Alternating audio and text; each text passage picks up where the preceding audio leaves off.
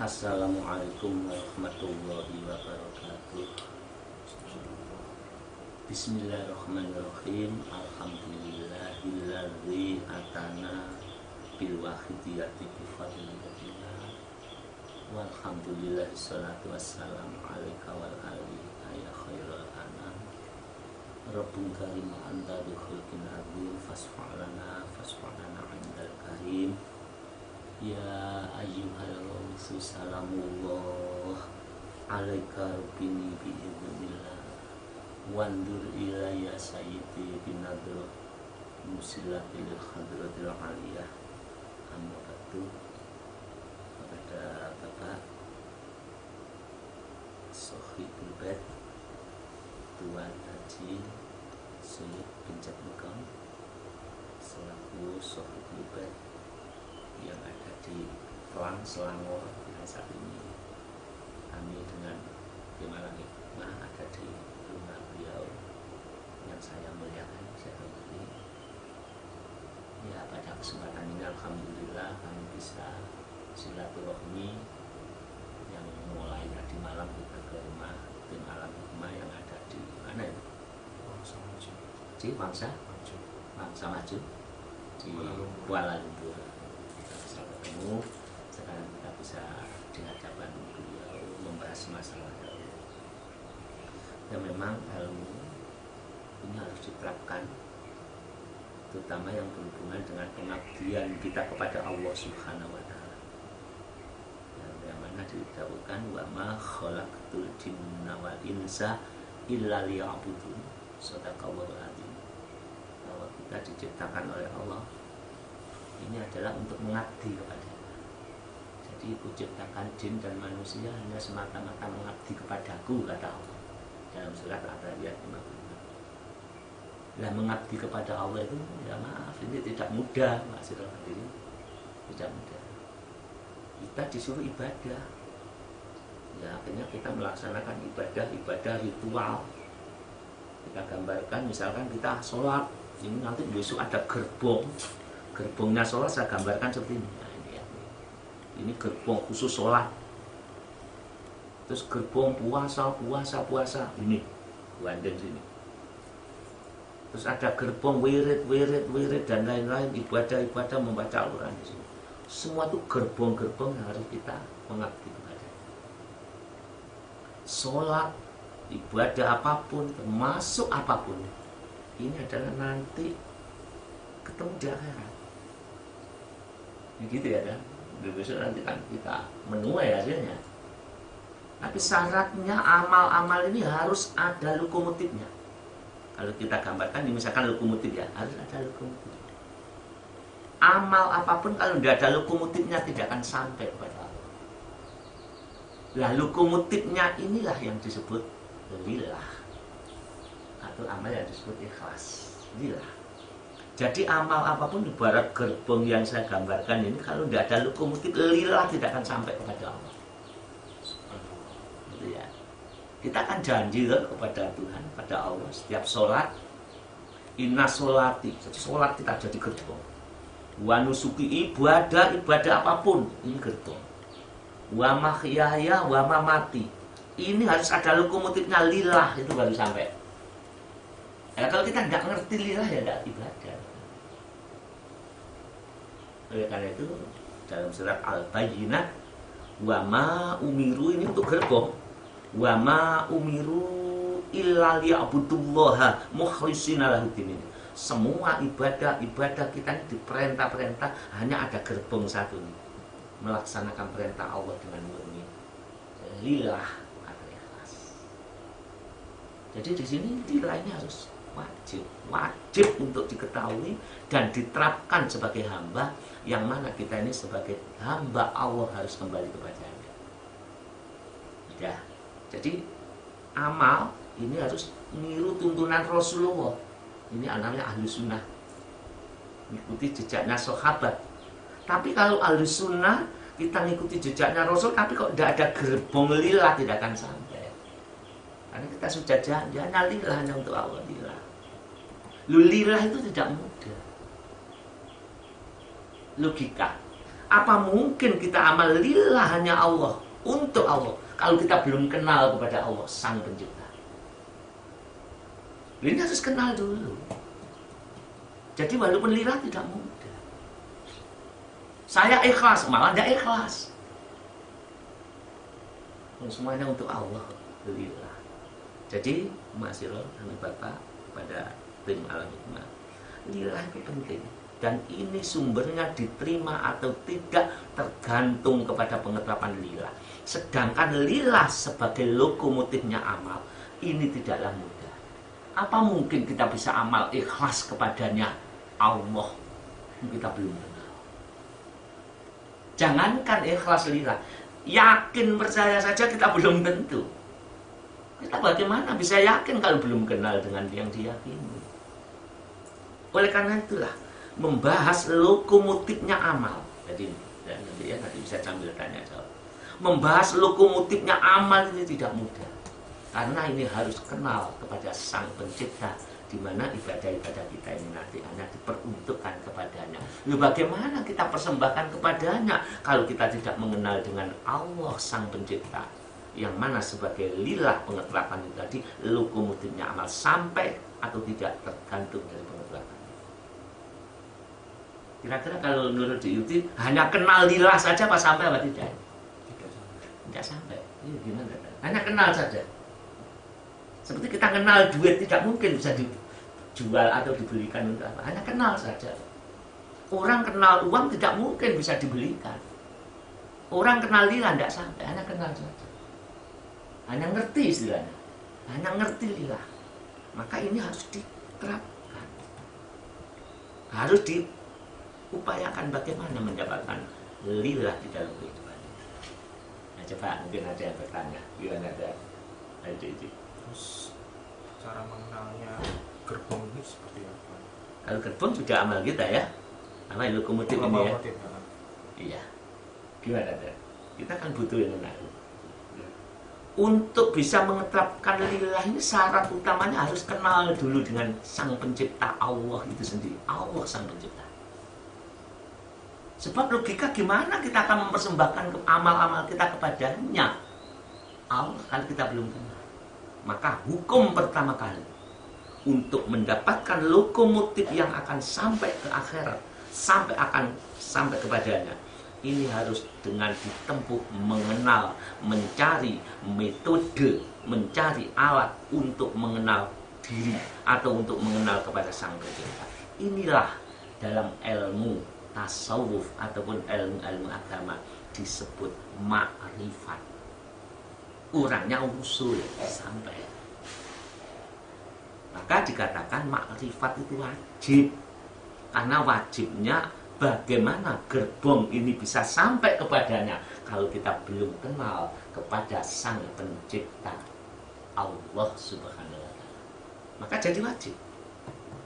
Maka dalam kitab Zubat Syekh Ruslan mengatakan awwalu wajibin alal insani ma'rifatul ilahi bistiqoni.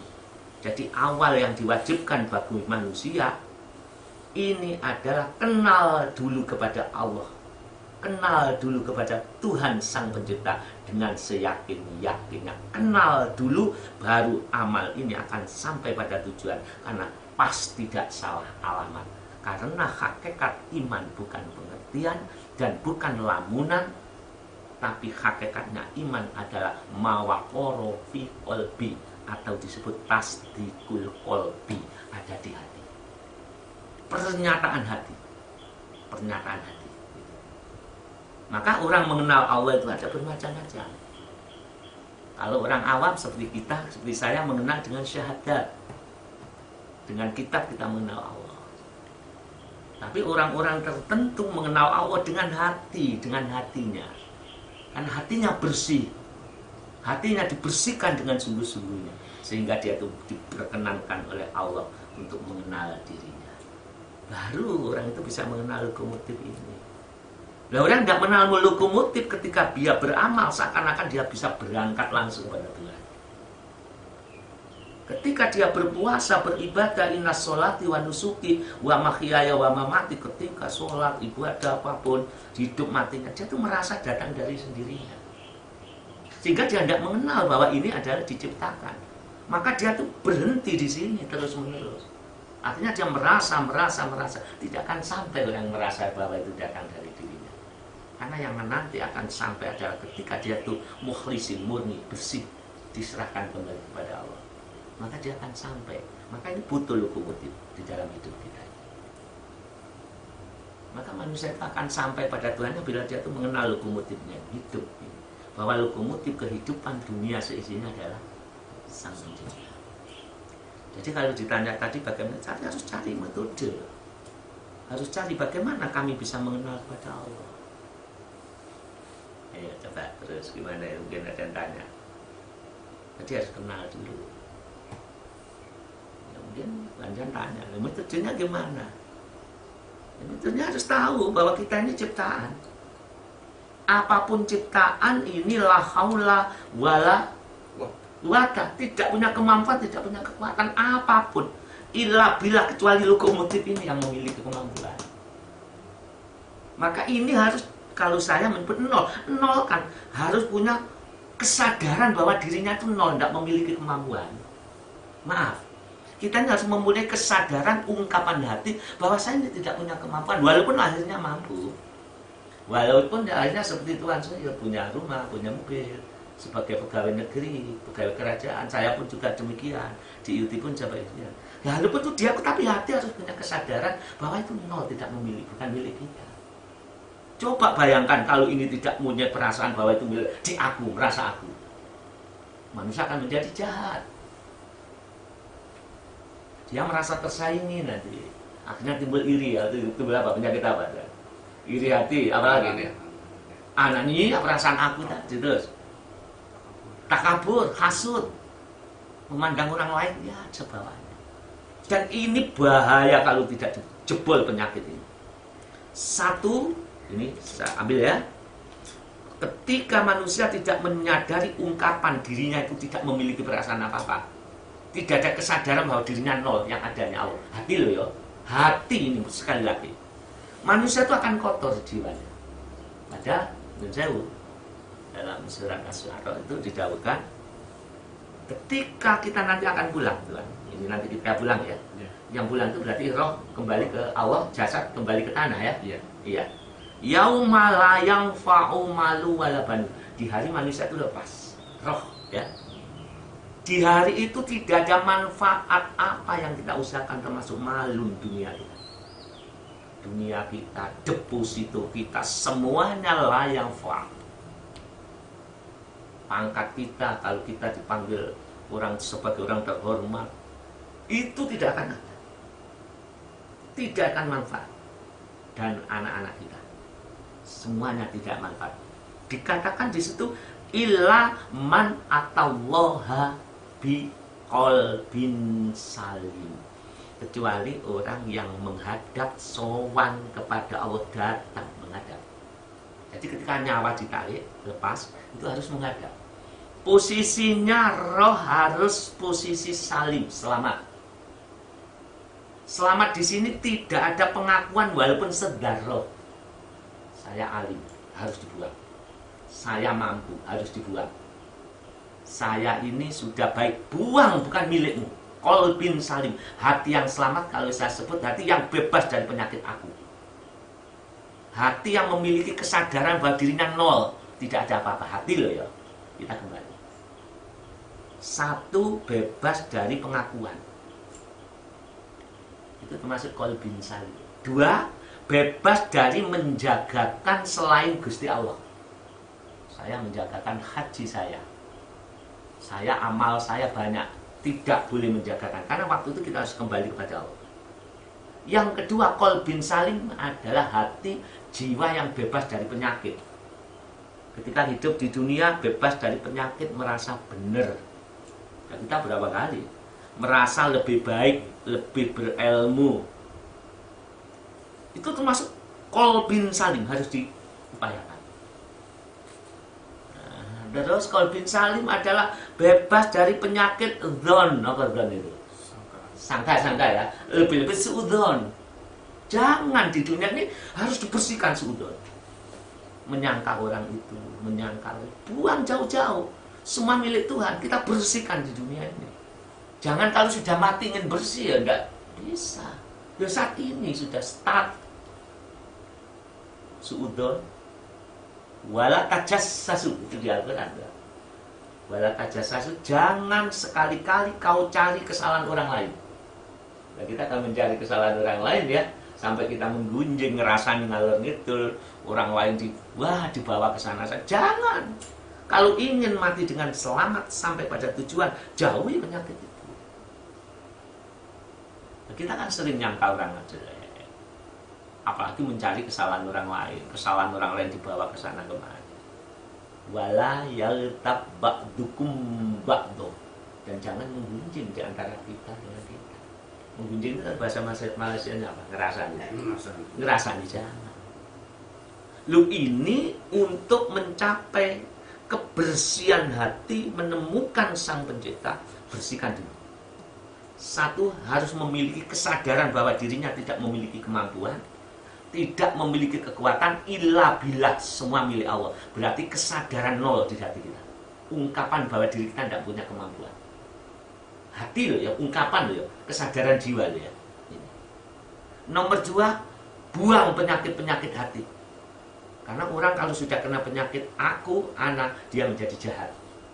Iblis ahli ibadah, karena penyakit aku dia menjadi jahat, menantang Tuhan. Larangan Tuhan, ya dilanggar terus. Seperti hanya kita melanggar larangan Tuhan, dilarang suudzon, kita suudzon. Karena banyak penyakit aku ini. Jangan hasud, kita hasud terus. Padahal hasud, ya kulanil hasanat, memakan apa? Kebaikan. Coba bayangkan, kita ibadah, kita mujahadah, hasud langsung habis dimakan itu langsung. Hasud itu begini Tuhan. Kalau al-ghila itu iri hati, kok enggak aku ya, itu al-ghila. Tapi kalau hasud sudah tindakan ingin menjatuhkan orang lain dengan ucapan atau dengan tindakan, itu sudah hasud, timbul kebencian. Dan itu yakulanil hasanat, itu memakan amal-amal hasanat yang baik. Seperti hanya api memakan kayu baik.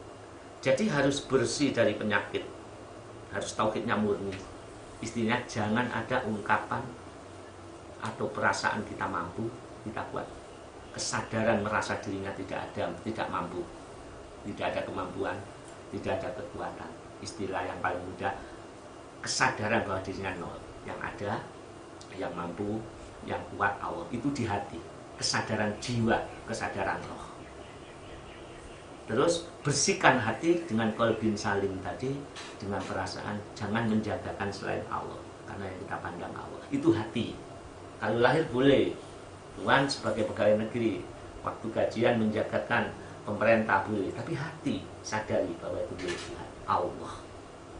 Bersihkan dari penyakit-penyakit hati, iri hati, hasud, merasa baik, apalagi ya, takabur, bangga, Arya itu apa? Pamer. Itu dibuang jauh-jauh. Loh ini loh masalahnya itu untuk membersihkan itu pakai alat apa di zaman-zaman seperti ini. Jadi orang itu kalau sudah kena penyakit aku, dia akan menjadi jahat. Dan dia pasti tidak akan mengenal Tuhannya. Maka lokomotif ini akan muncul ketika manusia menyadari bahwa dirinya tidak ada kemampuan, tidak ada kekuatan, punya kesadaran bahwa dirinya tidak ada apa-apanya, dirinya nol. Ungkapan hati, kesadaran hati bahwa dirinya tidak apa-apa, tidak memiliki apa-apa, walaupun diri orang itu memiliki kemampuan aktivitas apapun, tapi hati. Nomor dua, hilangkan penyakit-penyakit bahwa diri kita ini memiliki kemampuan sehingga takabur, membanggakan diri, pamer, sangka jelek, lagi ya, mencari kesalahan orang lain. Bersihkan itu. Ketika kita bersihkan, maka muncullah kita akan mengenal kekuatan Sang Lokomotif atau kekuatan Allah yang Maha Tinggi. Maka amal kita akan sampai ke sana. Jadi amal itu tidak mudah. Sholatnya saya bisa kita sholat, ibadah tidak. Cuma untuk mendapatkan lokomotif sampai pada tujuan itu tidak hanya pengertian, bukan hanya ngerti ikhlas, tapi benar-benar penerapan ikhlas. Maka orang yang betul-betul hatinya merasa tidak punya kemampuan, sadar bahwa dirinya tidak ada kemampuan dan kekuatan, sadar bahwa dirinya nol, maka ketika dia ikhlas seperti hadisnya Rasul, al-ikhlas tarkul ikhlas fil ikhlas. Orang yang demikian itu ketika ikhlas, dia tidak pernah merasa ikhlas ketika dalam ikhlas. Artinya dia itu menyatakan bahwa kami tidak mampu kecuali ditolong oleh Gusti Allah. Ya, ini amal ini perlu kita. Maka untuk menemukan ini harus ada metode. Nah, metodenya jangan merasa mampu. Nomor 2, merasalah kalau napaknya hamba tetap merasa rendah. Masa ada hamba merasa baik? Loh, ini harus diterapkan di hati. Lahir ya harus lahir, pakaian dalam, pakaian luar. Sebagai pimpinan pakaian luar ya harus tegas, harus benar. Tapi di dalam hati merasa semua tidak ada kemampuan.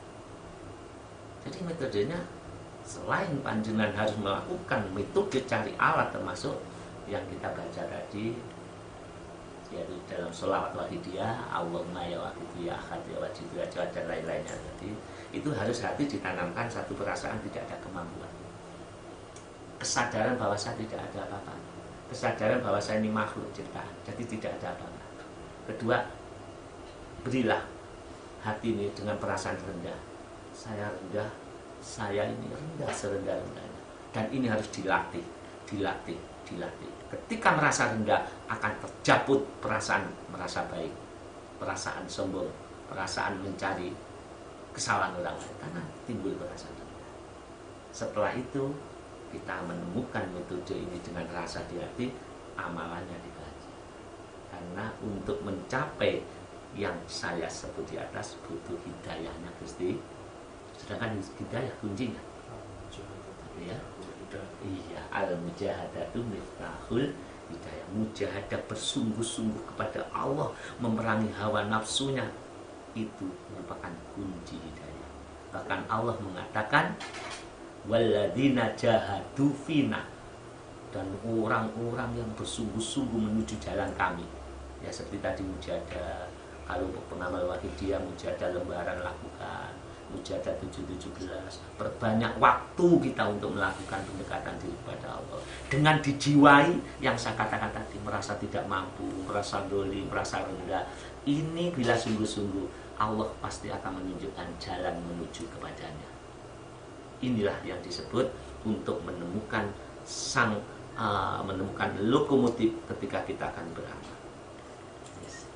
Saya tanya sekarang kepada Tuhan atau apa jadinya kita amal sholat yang bermacam-macam sholat dilakukan di Masjidil Haram yang notabene satu kali sama dengan 100.000 rakaat di Masjid Malaysia Kuala Lumpur ini. Kita melakukan ibadah apapun, membaca Al-Quran, wiritan apapun, mujahadah apapun, ataupun hidup mati kita ini, bila tidak ada lokomotif, apa yang terjadi? Nah, coba. Kosong maksudnya apa? Tidak ada apa-apa. Tidak ada apa-apa. Mengapa Tuhan? Sebab tidak ada jalan untuk kesana. Tidak ada jalan untuk ke sana, di aku semua. Iya, akhirnya lebur semuanya, tidak ada artinya. Lepas dari lokomotif, dia tidak akan sampai, artinya tidak akan sampai. Karena amal yang diterima adalah amal yang ikhlas. Artinya ikhlas adalah amal yang ada lokomotifnya, lillah murni, produk jiwa yang suci, bukan lillah produk akal-akalan. Saya pun juga menyiarkan lillah, tapi saya kan masih jahat. Ini membuktikan lillah bila saya hanya di akal, belum sampai di hati. Padahal roh ini yang lillah. Jadi kalau jiwa kita betul-betul menuju pada Allah, ini mempengaruhi akhlak kita, mempengaruhi pola pikir kita. Kita kan tidak jahat kalau semua untuk Allah. Kalau ini lepas dari lokomotif, dia tidak akan sampai. Kalau berjalan dia akan guling karena dia tidak sampai pada relnya. Karena di aku. Nah, ketika di aku saat itulah lokomotifnya adalah iblis laknatullah. Subhanallah. Bukan Allah sebagai lokomotifnya. Yang jadi lokomotif iblis. Sehingga iblis menanamkan aku, ya kamu ahli sholat, akun. Bila perlu tak kabur kamu dengan sholatmu. Gitu Tuhan. Kamu ahli ibadat, saya tanami penyakit aku. Bila perlu kamu harus bangga dengan ibadahmu. Karena kamu sudah ada penyakit aku. Kamu hidup matimu harus kamu aku semuanya. Bahwa kamu mampu, bahwa kamu bisa. Ini adalah kalau lokomotifnya iblis. Nah sekarang kita gimana? Ahli sholat, ahli ibadah, ahli mujahadah, gimana? Lokomotifnya siapa? Allah apa iblis ini? Masih terjadi. Kalau Allah otomatis dia rendah karena tahu bahwa lokomotifnya adalah Allah, maka aku tidak mampu, tidak kuat. Bahwa lokomotifnya adalah Tuhan hanya untuk Allah, maka aku rendah serendah-rendahnya. Aku ingat bahwa aku orang rendah penuh dosa, maka dia sampai pada tujuan. Tapi kalau lokomotifnya iblis, pasti dia akan merasa baik. Ibadah apapun kalau sudah lokomotifnya iblis, dia pasti ditanami penyakit aku. Pulang haji, aku sudah haji, aku sudah ibadah di sana. Dia lupa bahwa la haula wala quwata, kamu tidak ada kemampuan haji, ibadah, hidup, mlebu metune nafas, tidak punya kemampuan, tidak punya kekuatan illa billah. Mestinya begitu. Ketika dia beramal ikhlas, tarkul ikhlas fil ikhlas, dia tinggalkan perasaan ikhlas, dia tidak merasa ikhlas. Semua itu pemberian Allah. Jangankan ikhlas, amal pun itu saya tidak mampu kalau tidak ditolong oleh Allah, apalagi ikhlas. Dia meninggalkan perasaan ikhlas. Nah inilah metode bahwa semua amal akan sampai kepada Allah bila lokomotifnya benar. Siapa lokomotif? Apa lokomotif yang benar? Wa ma umiru illa liya'budullaha, Allah sebagai lokomotif, karena ini melakukan perintahnya Allah. Mukhlishina lahuddin, harus murni. Maka oleh karena itu ya maaf untuk hari ini, bersihkan hati kita. Artinya bersihkan hati kita dari anasir nafsu yang grogoti tauhid kita, sehingga mestinya Allah la ilaha illallah. Ingat, wahdahu, Allah yang esa, la syarikalah, tiada sekutu. Kita sekutukan Allah dengan diri kita yang disebut lin nafsi. Kita sekutukan dengan penyembahan diri kita. Padahal Allah mengatakan apabila ada patung disembah, Allah sangat murka. Tapi lebih murka lagi kalau Allah melihat ada hambanya menyembah bukan patung, tapi yang disembah adalah nafsunya. Abghadu ilahin ubida indallahi fil ardi wal hawa. Jadi sesembahan Tuhan-Tuhan di muka bumi yang paling dilaknat, paling dimurkai oleh Allah adalah hawa, dirimu sendiri, keinginan-keinginanmu yang menyaingi Tuhan. Yang kau sembah itulah patung-patung di dunia yang paling dilaknat oleh Allah. Jadi bukan patung-patung yang nampak itu dilaknat, tapi lebih dilaknat apabila manusia menyembah dirinya sendiri. Ketika Allah yang maha kuasa, dia merasa kuasa. Allah paling tidak suka bila disekutukan. Ketika memang Allah yang maha pencipta, Allah yang maha suci, kita merasa suci, merasa baik.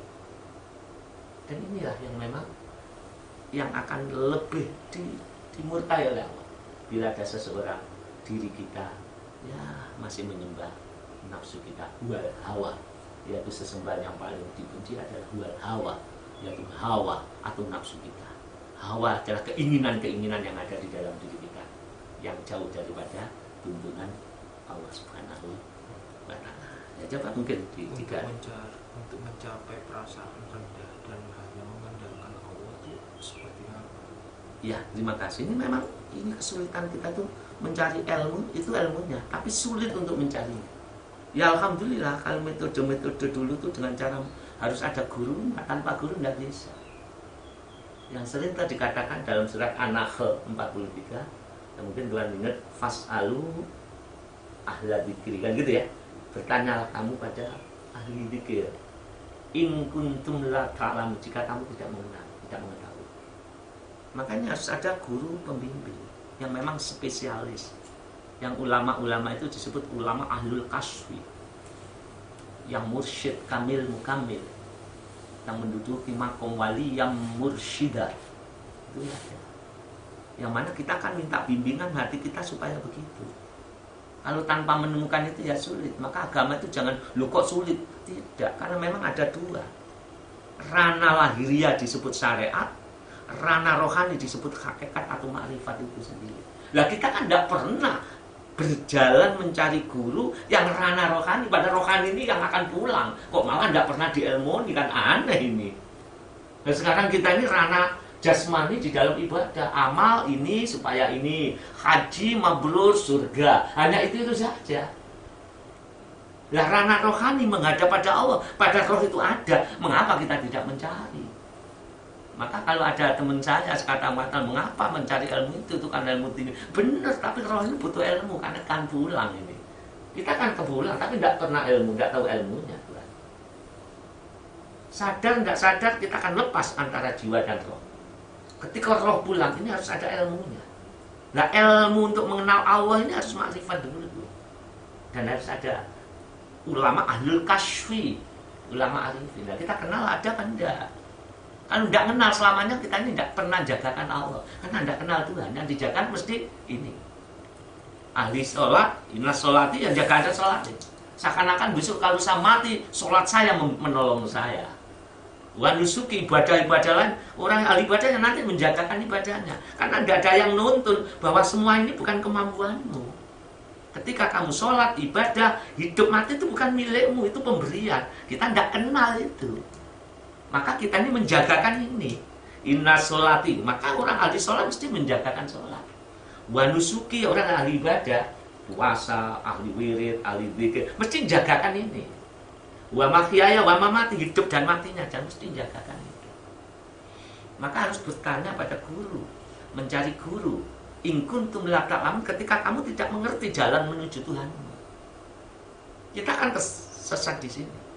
Ketika amal satu merasa datang dari diri kita, akhirnya mengandalkan amal. Dan di sini timbul penyakit sombong, takabur, tidak mengandalkan amal. Disinilah nanti kita terjegal karena rohani kita anak tirikan. Rohani kita bonsai, seakan-akan tidak penting. Yang penting ibadah, sholat 5 waktu cukup. Belum cukup. Ibadah yang mana? Sholat yang mana?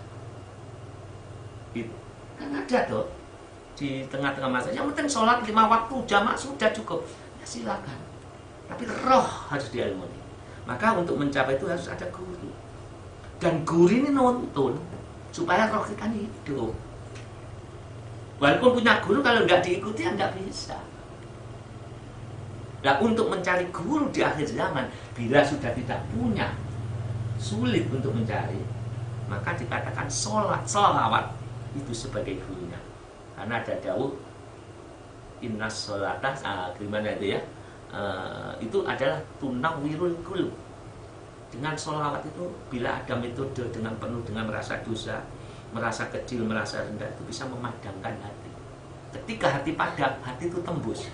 Kata Tuhan tadi mengatakan, di mana kamu menghadapkan mukamu, terus di situ kita melihat, memandang Tuhan. Fa'ain nama, di mana tuwalu fasamma wajhu. Di mana kita pandang, itu lahir. Memandang ibadah, memandang sholat, memandang haji. Dia tidak memandang surga. Fasamma wajhu, dia memandang di situ ada Allah. Berarti saya haji, Allah yang menggerakkan. Jika saya ibadah, Allah yang menolong kami. Maka lebih baik hati saya fokuskan kepada Allah. Lu masalah surga dan pahala, innallaha la yukhliful mi'ad. Sesungguhnya Allah tidak akan mengingkari janjinya. Kalau fokus semuanya diberi. Jadi harus ada guru. Bila tidak ada guru di akhir zaman ini, sulit mencari ulama yang ahli itu. Perbanyak sholawat kepada Rasulullah Sallallahu Alaihi Wasallam. Termasuk kalau di alam hikmah, doa Allahumma ya wahidu ya ahad ya wajidu ya jawad, sholli wa sallim wa barik ala sayyidina Muhammadin wa ala ali sayyidina Muhammad fi kulli lamhati wa nafasin bi adati ma'lumatillahi wa fuyudati wa amdati. Itu dibaca berulang-ulang. Insya Allah dengan penuh adab, toto kromo, merasa rendah, merasa berdosa, akan ada bimbingan rohani. Atau di dalam lembaran yang ada di dalam, mungkin di alam hikmah ada lembaran selama dia dibaca lengkapnya. Kaidahnya satu, ilah Hazrat Nabi Muhammad SAW. Iya. Dan itu fatihahnya berapa itu? 7. Kemudian ilah Hazrat Zaman ini syairi Auliya itu 7. Iya. Itu terus seperti lembaran seperti itu. Jadi Fatihah 7 terus lembaran. Tapi kalau memang hanya Allahumma ya fitu ya hak atau ya sayyidi ya Rasulullah, itu cukup Fatihah 7 kali. Terus selepas kita buat yang itu tadi, selama setengah jam. Dan ya Sayyidi, ya Rasulullah itu berapa lama itu? 30 menit. 30 menit. Melatih seperti itu, terus terakhir ditutup Fatihah 1 kali. Oh, Itu jadi maknanya 1 jam 1 hari. Bisa. Minimal setengah jam. Misalkan kalau pakai ya Sayyidi ya Rasulullah, ya Sayyidi. Tapi dengan perasaan rendah, perasaan nol, kesadaran bahwa diri tidak mampu. Karena kita berhadapan Tuhan. Kita berhadapan Allah yang Maha Itu, kita merasa tidak ada kemampuan yang tadi kita latih kesana. Ya, terus gimana? Terus dengan sholat itu gimana bisa menimbulkan rasa rendah itu, bisa dicontohkan? Mujadah lakukan dulu, karena tanpa alat sulit. Ibarat itu ada mangga yang ranum dan sangat enak rasanya. Kalau hanya kita lihat saja, walaupun panjang memandang puluhan hari, mingguan ya tidak akan jatuh. Maka harus ada alat. Alat ini pegang sesuai dengan tuntunan yang memimpin, yang membimbing. Setelah itu kamu ambil. Setelah kamu ambil itu baru jatuh. Dan itu pun masih jauh. Setelah kita mendapatkan itu masih jauh. Ibarat mangga yang kita pegang ini masih jauh. Ini pun harus dioncei dengan metode-metode. Perasaan rendahnya selalu dipakai. Dan alat inilah nanti menimbulkan rasa. Sebab rasa itu tidak hanya dengan pengertian. Rasa itu dengan ungkapan, dan rasa itu dengan perbuatan. Bagaimana kita bisa merasakan pedesnya lombok kalau kita belum tahu cabai? Bagaimana kita bisa merasakan manisnya gula kalau kita belum tahu gula? Saya teruskan. Bagaimana kita bisa merasakan pedasnya cabai kalau kita hanya memegang cabainya saja? Setelah tahu dipegang. Tapi kalau dipegang selamanya tidak akan merasakan pedasnya lombok. Begitu pula kita pengamal. Kalau hanya mujadah saja dan tuntunan rohaninya tidak dipakai, selamanya yang ngerti lila-bila, ngerti li rasul bi rasul. Selamanya yang ngerti lombok pedes tapi belum merasakan. Dan inilah timbulnya nanti kesenjangan di dalam manusia. Karena tidak merasakan. Man lam yaduk, terus lam ya'rif. Siapa yang belum merasakan, dia tidak akan mengenal. Apalagi dia pasti keliru nanti. Dia mesti merasa. Harus merasa. Nah, untuk merasakan inilah butuh perbuatan untuk dimasukkan ke dalam mulut. Ketika mulut merasakan, otomatis ungkapan, rasa, kesadaran pedesnya lombok kita merasakan. Beda orang yang belum merasakan pedesnya lombok dengan orang yang ngerti, beda. Ngerti lombok pedes dan pernah ada, beda. Maka disinilah terjadinya. Maka ulama-ulama ahlul kaswi itu bila perlu ilmunya itu luar biasa. Maaf, ini yang siapa ya orang diberi ya? Ya semoga semuanya diberi itu. Dan ketika ulama ahlul fikri memandang ahlul kaswi tidak jangkau, karena ulama ahlul fikri itu hanya mengerti ini dasarnya ini. Tapi kalau ulama ahlul kaswi dia sudah merasakan. Maka ketika ulama ahlul kaswi itu berkomentar atau menyampaikan rasa, ulama ahlul fikri tidak nyambung, ditanya jauh. Tapi ulama ahlul kaswi itu ngerti dengan ulama ahlul, tidak pernah menentang. Tapi ulama ahlul fikri dia itu tadi karena tidak beda itu. Nah, jadi itu ya, itu maaf ya, ini hanya ilmiahnya saja. Karena kami ini bukan ulama ya, bukan ustadz, bukan apa-apa. Kalau jadi mukhlisin, benar-benar mukhlisin, iya, baru kita rasa. Iya, kalau mukhlisin kita sudah merasa tadi ya, tidak punya perasaan apa-apa ya. Ungkapan kesadaran bahwa diri kita nol. Memiliki kesadaran bahwa diri kita nol. Maaf, nol itu tidak punya kemampuan. La haula. Nol itu tidak punya kekuatan. Wala kuwata. Semuanya itu dikembalikan ila billah. Otomatis dia akan merasakan. Dan itu tidak mudah. Harus dilatih dengan mujadah-mujadah Tuhan. Ya, seperti tadi merasa tidak memiliki, ya seperti kita merasa mati, merasa nol, merasa tidak ada. Ketika mujadah ya Sayyidi, ya setengah jam atau kita mujadah lembar nadi Allah, ya gitu ya. Itu harus dilatih. Dan itu harus dilatih. Kalau tidak dilatih tidak ada kemampuan. Tidak ada rasa. Tidak ada rasa. Sehingga kita hanya semakin mengenal saja. Kalau tidak rasa tidak sampai. Tidak sampai. Iya, luar biasa. Karena hanya akal. Macam tadi buah tadi kan, itu nampak. Sudah nampak. Harus diambil. Diambil. Setelah diambil, harus dikupas. Dikupas saja tidak bisa, harus dimakan. Baru rasa. Ditelan. Nah, ditelan itu perasaan rendah itu telan sudah. Perasaan kita tidak punya kemampuan, jadi makan sehingga kita merasakan itu.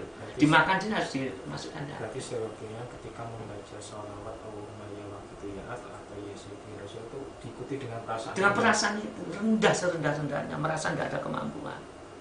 Mal iftikor hanya butuh pada Allah karena dia merasa tidak ada apa-apa. Nah itu dilatih dalam sholawat-sholawat ini, insya Allah akan cukup. Kalau kita hanya membaca saja, ibarat kita itu sudah mendapatkan buah, ya hanya membaca dulu, hanya ini saja. Mungkin puluhan tahun, ya maaf ya, hanya seperti saya ini nggak ada apa-apanya ini. Yang penting kalau kita tidak sempat dan kita dalam kendaraan kita baca saja. Dilatih, baca terus. Baca sambil merasa dirinya rendah. Bila perlu menangis, merasa penuh dosa di hadapan Tuhan, di hadapan Allah. Ini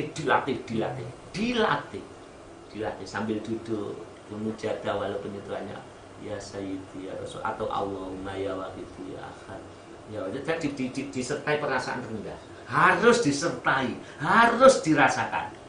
Kalau enggak, hati saya bisa rasakan. Puluhan tahun masih jahat, masih mencari kesalahan teman-teman saya, masih ngerasani orang, masih suka saya. Ya ini yang saya harus banyak mujadah, bukan hanya bungkusnya tapi dalamnya, ilmiahnya. Itu ya. Ya gimana Tuhan? Jadi ini jangan sampai tidak terbawa, ini nanti mati. Maka di dalam dawuh, dalam kitab yang pernah datang, ada kalanya waktu malaikat Israel mencabut nyawa ya. Nyawa seseorang itu dibawa ke hadirat Allah, dikawal ribuan bahkan jutaan malaikat. Nampak amal itu banyak sekali. Inna sholati yang kita sebut dia itu sholat saya. Orangnya itu sholatnya banyak, ibadahnya banyak, melebu metuni napas. Warna pama kiai kan luar masuknya. Ini mengandung ibadah banyak, semua tuh kagum dikawal ke hadirat Allah. Apa kata Tuhan? Malaikat, kamu hanya mencatat amal lahirnya, sedangkan aku tahu dalamnya. Apa kata? Lempar amal-amal orang itu, karena orang itu tidak mengenal aku, bahwa dia merasa beramal, merasa beribadah, merasa hidup, padahal itu milikku, bahwa dia bangga dengan amal-amalnya, dia tidak ikhlas pada melempar amal itu, catat ke dalam sijin orang itu. Luar biasa, subhanallah. Mungkin diri kita, diri saya jenengan, mungkin besok yo sebagai orang yang beramal, mengamalkan ini, mengamalkan, tapi nyata tidak ikhlas, masih di aku, tidak di kesadaran bahwa diri kita itu tidak ada apa-apanya, tidak ada kesadaran bahwa yang ada itu kesadaran hati loh ya, lahir tetap aktivitas. Akhirnya besok dicari, lempar dia, masih merasa aku, sehingga timbul jahat pada temannya, merasa aku. Terus ada kalanya ada malaikat, ada roh diangkat ke Allah, hadratullah, amalnya sedikit, malaikat melihat amal manusia kok begitu. Ketika sampai di hadapan Allah dicatat, malaikat, kamu mencatat amal hambaku sedikit, karena kamu mencatat amal lahirnya, sedangkan aku tahu hatinya. Hatinya orang ini adalah dekat dengan aku, maka perkenankanlah dia ke tempat yang mulia, catatlah dia ke dalam catatan Illiyin. Ini karena aku tahu, disinilah rahasia besok kita ketika pulang kepada Allah, tercatat di sijin atau tercatat di Illiyun. Jadi ini terpenting lokomotif. Temukan lokomotif dalam hidup kita yang sekali ini. Hidup sekali harus bersih.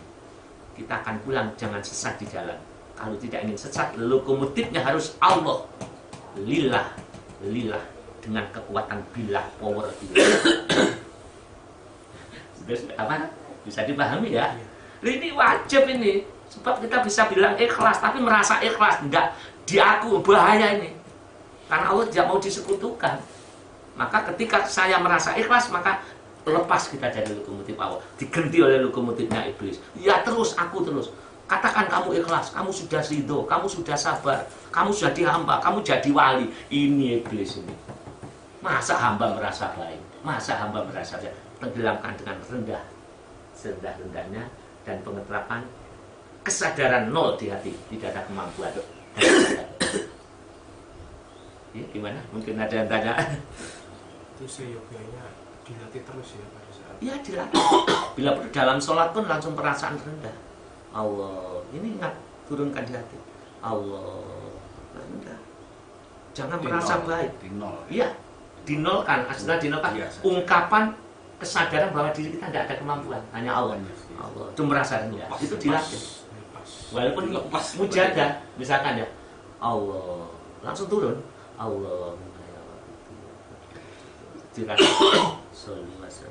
merasa rendah, diperasakan ungkapan kesadaran, dilatih. Kalau kita buat setengah jam pagi itu untuk Allahumma ya wahid ahad, bisa malam ya saya iya, sambil Tuhan duduk di situ itu sambil terapi. Saya kan nggak bicara dengan saya membaca ya saya di setengah jam dengan perasaan saya lepas, jangan merasa mampu, seperti sampai terlalu bawah, sampai terus tenggelam dilepaskan, dan ini nanti akan muncul kesadaran. Tapi kalau tidak begitu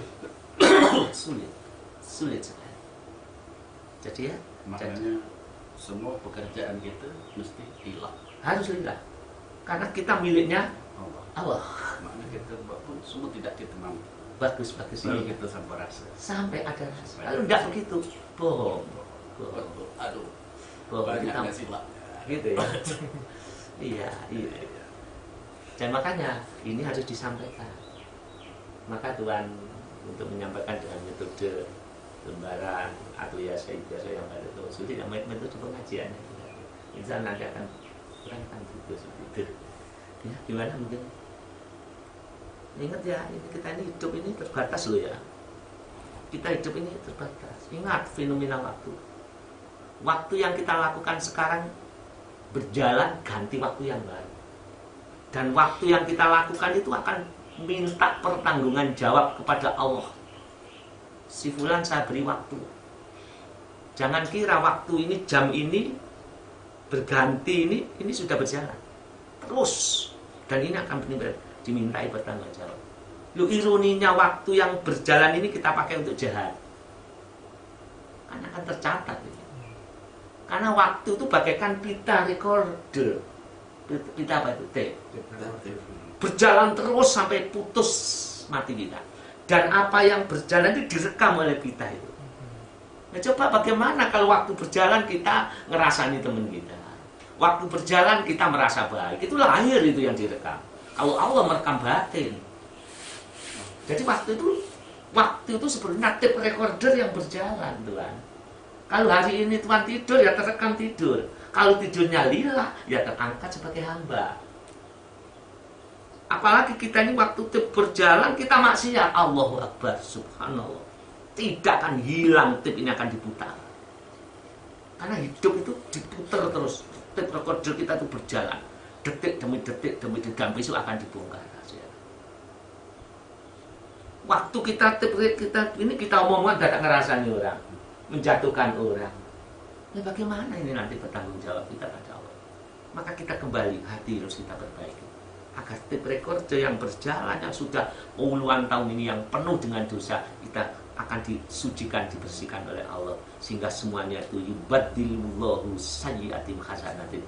Allah akan mengganti, berubah tape recorder, kaset atau rekaman kaset kehidupan kita ini akan dirubah menjadi yang baik oleh Allah dengan ampunannya dan kasih sayangnya. Dan insya Allah begitu. Tapi syaratnya harus jangan merasa mampu. Artinya jangan merasa punya kuat. Artinya jangan syirik. Kembalikan pada Allah. Jangan syirik. Ini yang saya perhatikan, yang panjang kami perhatikan. Innallaha la yaghfiru ayyushraka. Dan terus Nabi ya. Jadi aslinya Allah itu tidak mengampuni dosa syirik bila disekutukan. Ayyushraka bihi. Jadi dosa-dosa kalau kita mengaku aku itu sudah syirik. Syirik. Karena ada akunya Allah dan akunya makhluk. Padahal yang ada itu hanya Allah. Alasannya aku saja syirik, langsung syirik. Syirik sifat. Karena innani anallahu. Sesungguhnya aku lah Allah. Jadi ketika manusia merasa aku, dia sama dengan mengaku jadi Tuhan. Aku kuasa.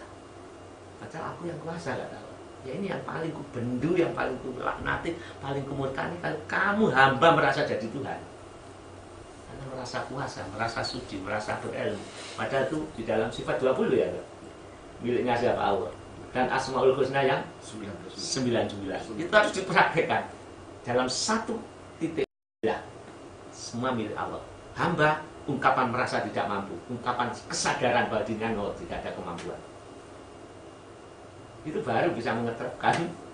Ya betul, bisa mengetapkan. Kalau tidak ada kesadaran bahwa diri kita itu nol, artinya tidak punya kemampuan dan kekuatan. Terus gimana? 1 jam ya? Sudah ya?